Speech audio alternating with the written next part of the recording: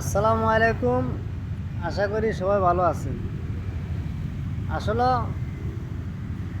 ইতিমধ্যে দেখতেছি মানুষের বিবেক আসলে বিবেক নাই। মানুষ হয়ে মানুষ মানুষের ভাষা বুঝে না। মানুষের ভাষা না বুঝিয়ে মানুষ মানুষকে মেরে ফেলে, খুন করে, আরও বিভিন্ন কত আইটেমের খারাপ সমালোচনা করে।